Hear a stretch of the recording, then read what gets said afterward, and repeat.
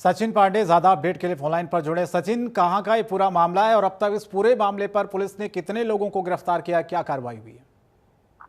जी देखिए शंकर, लगातार जिस हिसाब से गोरखपुर में जो ये घटना हुई थी उसके बाद लॉ एंड ऑर्डर अमिताभ यश को उसकी कमान दे दी गई थी, जिसमें कि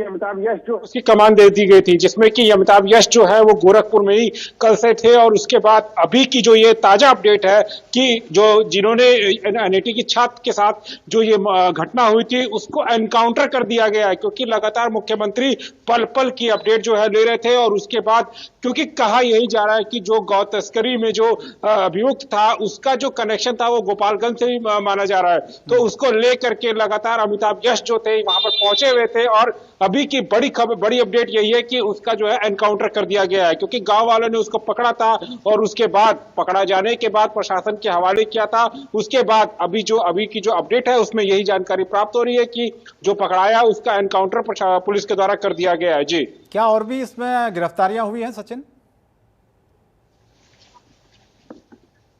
जी देखिए, अभी की एक सूत्रों जानकारी प्राप्त हो रही है कि 3 जो अभियुक्त हैं उनकी भी गिरफ्तारी की सूचना प्राप्त हो रही है। लेकिन अब ये देखना होगा कि आखिर में जो राजू और दीपक नाम के जो शख्स थे उनकी भी गिरफ्तारी कही जा रही है। तो तीन जो लोग थे उनकी गिरफ्तारी हुई है, जिसमें कि एनकाउंटर किया गया प्रशासन की तरफ से। जो अमिताभ यश है वो मौके पर मौजूद है और पूरी की पूरी कमान जो है वो संभालते हुए नजर आ रहे हैं। जी बिल्कुल। और ये सचिन, हम देख रहे हैं कि लगातार जिस तरह से पहले उत्तर प्रदेश में अपराध होता था और अपराधियों को पकड़ने में कई महीनों लग जाते थे पुलिस को, कई बार तो कोर्ट को दखल देना पड़ता था, लेकिन अब वो स्थिति कितनी बदली है? क्योंकि कई बार ऐसी तस्वीरें आई है जिसमें खुद वो सरेंडर करने के लिए थाने में पहुंच जाते हैं कि साहब हमको एनकाउंटर मत करिए, हमें गिरफ्तार कर लीजिए।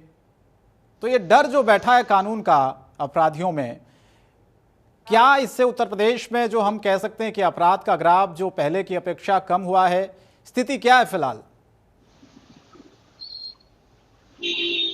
देखिए, बिल्कुल अपराधियों को भी पता है कि उत्तर प्रदेश में योगी की सरकार है। अगर जरा सा भी अपराध करेंगे तो कहीं ना कहीं बुलडोजर और सलाखों के पीछे जाना पड़ेगा। तो कहीं ना कहीं ये चीज को भी समझते हैं अपराधी। लगातार अगर हम गोरखपुर की बात करें तो गोरखपुर में जो नीट छात्र के साथ हुआ उस पर भी अपराधी को ये जानकारी प्राप्त थी कि अगर हम सिलेंडर या अगर हम नहीं पकड़ाते हैं तो योगी सरकार का बुलडोजर भी चलने में समय नहीं लगेगा। लगातार जो योगी सरकार है उन्होंने सीधी जो कमान थी लॉ एंड ऑर्डर अमिताभ यश को गोरखपुर भेज दिया था और पल पल की अपडेट जो थी वो लेते हुए नजर आ रहे थे। और लगातार गोरखपुर के तमाम जो सटे जिले हैं, चाहे वाराणसी, चंदौली, भदोही, चाहे जौनपुर, तमाम जिलों में भी क्या छापेमारी चल रही है, क्योंकि कहा यही जा रहा है कि जो गौ तस्कर थे उनका सीधा संपर्क था वो गोपालगंज से जोड़ा जा रहा है। तो पता है अपराधियों को भी कि उत्तर प्रदेश में योगी की सरकार है, कोई भी चारा चलेगा नहीं, इससे बढ़िया यहां पर सरेंडर कर दीजिए, नहीं तो पुलिस के हवाले कर दीजिए। तो ये चीज की भी जानकारी अपराधियों को रहती है लगातार कि हाँ, अगर हम यहाँ पर सरेंडर नहीं भी होते हैं तो सरकार के जो प्रशासन के जो बल है वो कहीं ना कहीं जो पुलिस प्रशासन है वो हमको सरेंडर करा ही लेगी।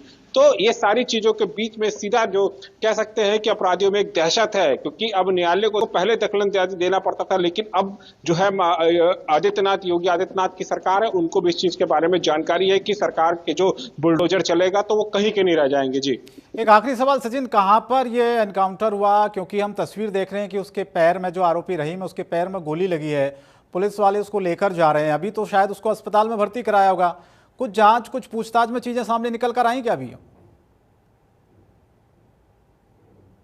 देखिए, अभी जांच प्रशासन की चल रही है और जानकारी यही है कि गोरखपुर के पास में ही जो है वहां पर ही इसको, क्योंकि जब ये वहां पे पहुंचा था अपना वो लेकर के, तो जो गांव के लोग थे उन्होंने ही यहाँ पर जो प्रशासन के हवाले किया था। तो पैर में गोली लगी है, प्रशासन अभी उसको हॉस्पिटल में ले जा रही है। उसके बाद यहाँ पर पूछताछ होगी, पूछताछ में जितने भी सिंडिकेट के लोग होंगे उनकी भी धरपकड़ चलेगी और उसके बाद जो छापेमारी है वो और तेज कर दी जाएगी, क्योंकि जितने भी सिंडिकेट के लोग होंगे, क्योंकि ये बड़ी दर्दनाक घटना है और उसको लेकर के सीएम योगी आदित्यनाथ भी लगातार एक्टिव मोड में नजर आ रहे हैं। तो कोई भी जब पूछताछ में जितने भी इनके साथ के जो लोग होंगे उनके साथ भी ऐसी कड़ी से कड़ी कार्रवाई करते हुए नजर आएंगे। जी।